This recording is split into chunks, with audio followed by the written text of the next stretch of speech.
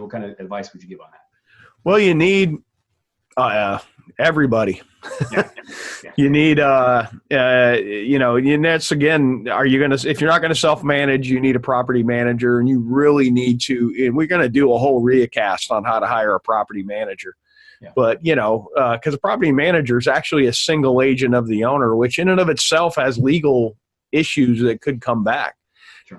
On the thing. But, that property management agreement is so huge. But, you need your property manager, or unless you're going to manage it. And if you're going to manage it, you're going to need some kind of a system, some sort of software, some sort of something, because it's really easy for this stuff to get away from you. You're going to need somebody to help you buy it, whether you're doing it yourself, whether you're, wholesalers, realtors off the MLS. Generally, to build a bigger portfolio, what works is everything. You really want to just, have a fishing pole in every pond out there. You're also going to... Let me stop you there for just a second. When it comes to acquiring property, though, and I'm going to pitch what you can do. I mean, if you're going to do business with someone to build up a portfolio, I would not do business with someone who's never done it before. Yeah. If you're trying to build an empire. I mean, I mentioned that. I know you've done it several times. I mean, you've got to work with someone who actually has done it before, and not just a guessing game for them too. I know that kind of goes without saying.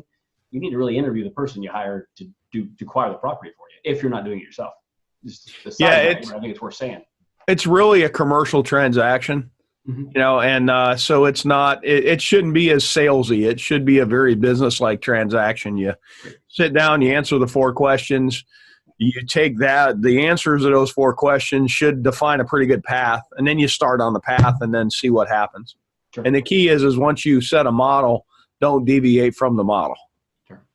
So you mentioned property manager, you mentioned getting a real estate broker or agent, unless you can do it yourself, but even then, unless you really know what you're doing, I would caution you to hire a professional, at least walk you through a few of them. Go ahead. You're going to need a really good home inspector, because the last thing you want to do is have those surprises. You're going to need a insurance agent who actually understands what you're doing. Just because your kids play soccer with so-and-so agency, if they're not really investor versed, it doesn't work. Contractors, you're going to need some, because like what we would do on most portfolios, say you get the inspection, you make it through the inspection period and say, okay, we're going to buy this. In the inspection period,